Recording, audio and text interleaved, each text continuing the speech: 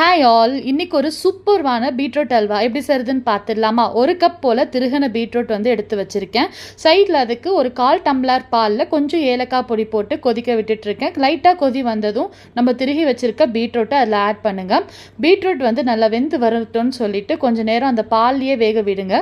கொஞ்சம் வெந்ததுக்கு உடனே 2 கப் போல் சர்க்கரை, இப்போ 1 கப் பீட்ரூட்னா 2 கப் போல் சர்க்கரையை அதில் ஆட் பண்ணிவிட்டு நல்லா கிண்டி விட்டுக்கிட்டே இருங்க. மேக் ஷுர் நீங்கள் சிம்மில் வச்சுருங்க கேஸை. நல்லா கிண்டிகிட்டே இருக்கும்போது சர்க்கரையில் இருக்க தண்ணி எல்லாமே ரிலீஸ் ஆகும். கொஞ்சம் டைம் எடுத்துக்கும். இதோட ப்ராசஸ் கொஞ்சம் ஸ்லோவாக தான் இருக்கும், ரொம்ப நேரம் எடுத்துக்கும் செய்யறதுக்கு. ஆனால் டேஸ்ட்டு அவ்வளோ சூப்பராக இருக்கும். இப்போ நடுவில் தேவையான அளவுக்கு அதில் நெய் விட்டுக்கோங்க. இப்போ சைடில் நான் முந்திரி பருப்பும் ஏலக்காய் கொஞ்சமும் சேர்த்து நெய்யில் வறுத்து எடுத்து வச்சுருக்கேன். இந்த அல்வா கொஞ்சம் திக் கன்சிஸ்டன்சிக்கு வந்தோடனே நிறுத்திடுங்க. நம்ம சைடில் வறுத்து எடுத்து வச்சுருக்க முந்திரி பருப்பை டாப்பிங்ஸில் ஆட் பண்ணிவிட்டு கொஞ்சம் நேரத்தில் சர்வ் பண்ணுங்கள். சூப்பராக இருக்கும்.